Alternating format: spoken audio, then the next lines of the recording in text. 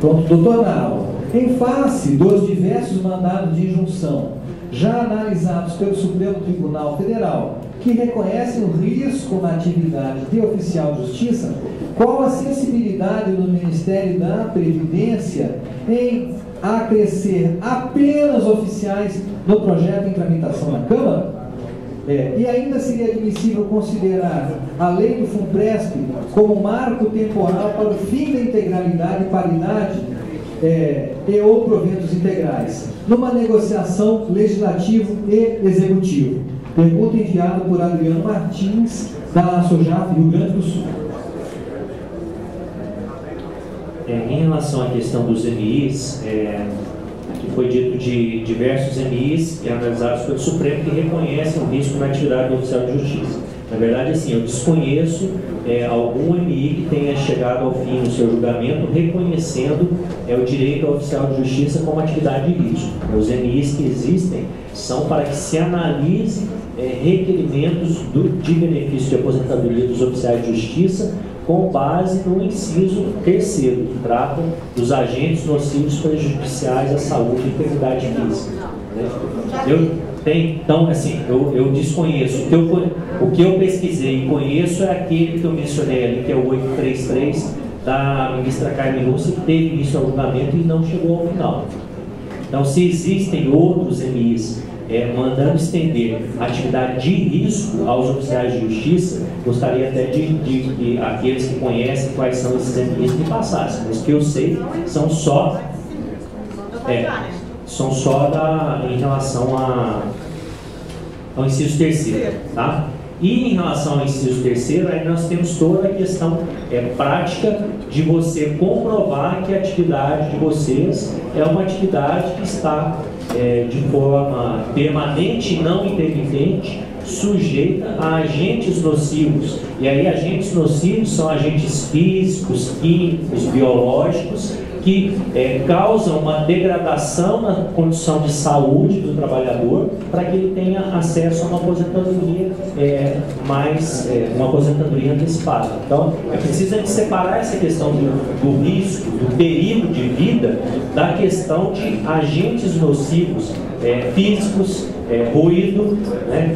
Agentes nocivos biológicos, contato com vírus, bactérias, agentes nocivos químicos, produtos químicos, né? O físico, poderíamos falar também do calor, e parece que não é algo que seja da natureza da atividade de vocês, o contato habitual e permanente com esses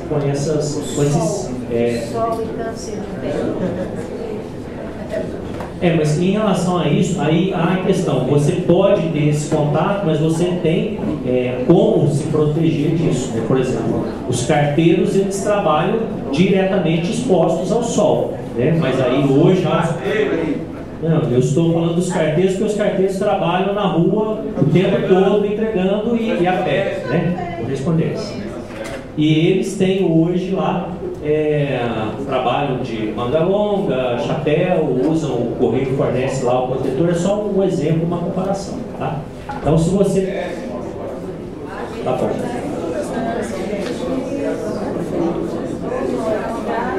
Queria pedir ao plenário que nós mantivéssemos, né, o que nós combinamos aqui, e que o plenário se resguardasse de manifestação, porque atrasa os trabalhos, gente. E nós temos que dar a demonstração de que nós somos capazes de debater em altíssimo nível. Se a gente quer atrair o governo para a nossa mesa, a gente tem que demonstrar com representantes do governo que aqui está, que nós somos capazes de debater em altíssimo nível.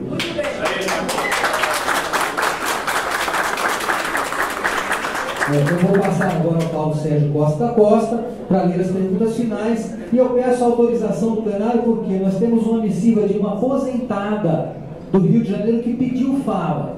Então, após as perguntas, caso o plenário me autorize, como se trata de um pedido de uma aposentada para fazer a fala, eu peço a autorização que após as perguntas, se o plenário autorizar, eu conduzo a aposentada aqui. Dalva, está presente? Isso, então Dalva, tá ok? Após as perguntas, então autorizado pelo plenário, você vem aqui e você terá assegurada a palavra que você pediu aqui, tá bom? Então eu devolvo ao Paulo Sérgio para fazer o segundo e último bloco de perguntas. Doutor Leonardo,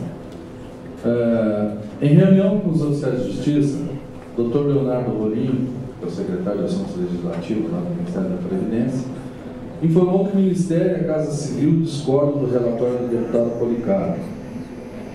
E caso o deputado insista no teor do seu relatório, o governo rejeita o seu parecer na CETAS e aprova somente o texto original, que contempla apenas as duas carreiras já mencionadas.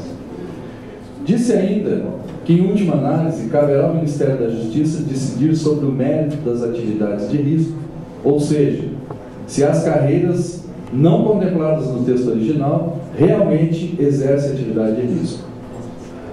Ocorre que a Instrução Normativa 23/2005 do Departamento da Polícia Federal do Ministério da Justiça, de 1º de setembro de 2005, visando dar cumprimento ao Estatuto de Desarmamento, especialmente no contido no artigo 18, que definiu as atividades consideradas de risco, consignou, parágrafo 2º, são consideradas atividades profissionais de risco, nos termos do inciso 1º, parágrafo 1º do artigo 10 da Lei 10.826 de 2003, além de outras, a critério da autoridade concedente, aquelas realizadas por servidor público que exerça cargo efetivo ou comissionado nas áreas de segurança, fiscalização, auditoria ou execução de ordens judiciais.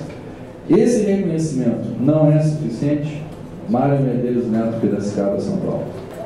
Essa instrução normativa aqui, ela faz referência ao Estatuto de Desarmamento, então ela trata da questão do porte de arma, não é isso? Estou deduzindo aqui que ela trata da questão do direito ao porte de arma. Agora precisamos discutir o seguinte, né? Haver uma posição em relação ao seguinte: a mesma situação que permite você considerar uma atividade como de risco para fins de ter o porte de arma, ela pode ser considerada de risco para fins de aposentadoria? Não estou fazendo uma afirmação em relação a isso, estou colocando só uma indagação, né? Me parece que essa é um argumento que de fato vocês podem usar nessa discussão, tá? Mas pode ser contra-argumentado que uma coisa é você reconhecer o direito ao porte de arma, outra coisa é a questão da aposentadoria. Mas acho que é um argumento válido que vocês têm que estar levando nessa discussão, né? Olha, se me reconheceu que eu preciso ou tenho direito a estar armado porque a minha atividade me submete a um risco de vida e eu preciso me defender caso a minha integridade física seja ameaçada, por consequência é porque a minha atividade é uma atividade de risco, então eu devo ter direito à aposentadoria. Acho que é um argumento para vocês usarem, mas não posso dizer que ele seja um argumento definitivo, mas acho que é válido sim como nesse processo de discussão a ser encaminhado. Muito obrigado. Como o Dr. Marlon também tem seus compromissos, né, eu vou repassar a ele uma informação. Eu vou repassar a ele uma pergunta e eu acho que estava até direcionada ao deputado.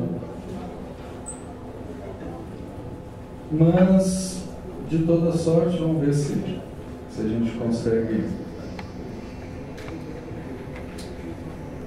Que o PLP 330/2006 possui um vício insanável, pois não tem origem no executivo. O PLP 554 veio do executivo e está sanado.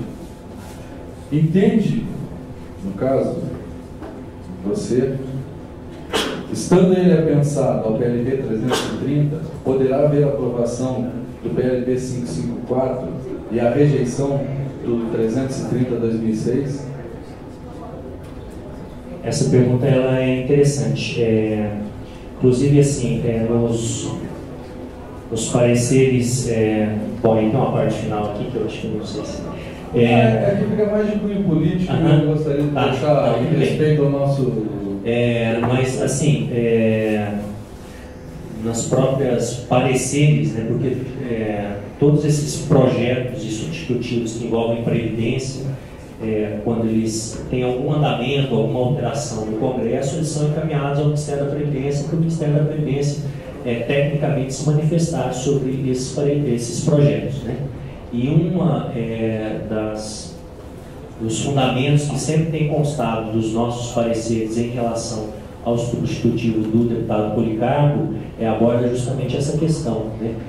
A forma como ele ampliou as hipóteses de concessão dessa aposentadoria especial por risco, né, em relação às categorias abrangidas e em relação também a você ter regras mais favoráveis para a concessão desse benefício, ele cria um aumento de despesa considerável e por essa razão haveria um vício por ele não ter sido iniciado o executivo. Então, de fato, essa é uma questão que existe e precisa ser considerada, tá?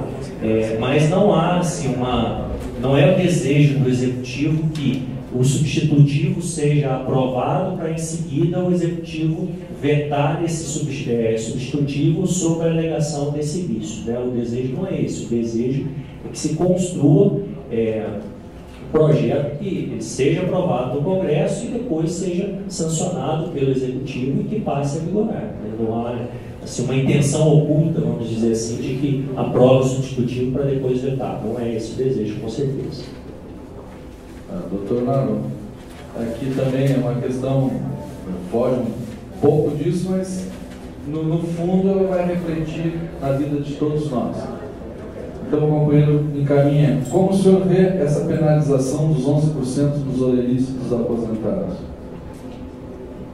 Bem-vindo, Carneiro, da OGESP São Paulo.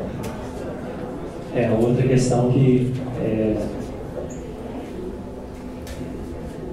vou dizer qual é a minha visão pessoal disso, né? Provavelmente muitos vão discordar.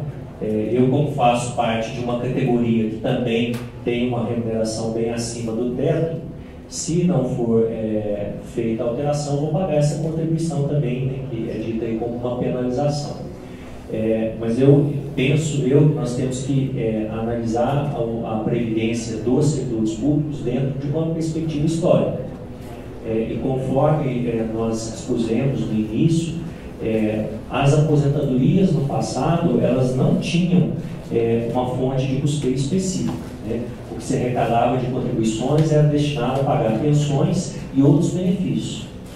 Podemos considerar que aquilo que se arrecadava era mais do que suficiente para pagar as pensões e esses outros benefícios? Sim. Podemos considerar que esses recursos arrecadados foram direcionados a outras finalidades? Também podemos considerar que sim. Mas creio eu que eles não eram suficientes para pagar a aposentadoria. Então, na minha perspectiva, não me parece uma injustiça se o servidor público ele tem direito a ter um benefício que não está sujeito ao teto do regime geral, que é aquilo que a população em geral, os trabalhadores, né, têm acesso. Se ele tem esse direito reconhecido de ter um benefício mais elevado sem essa limitação, não me parece uma injustiça que ele tenha uma contribuição adicional para o custeio desse benefício mais elevado, ainda que cobrada também depois de ser aposentado. E aí é uma discussão que depois entra algo muito acalorado, apaixonado, as posições elas são muito apaixonadas em relação a isso, né? Mesmo se eu for dizer isso na própria categoria que me representa, na minha associação, Associação Nacional dos Auditores, e no Sindicato dos Auditores, eles vão me xingar, vão me vaiar e tudo, mas é a forma como eu entendo essa questão.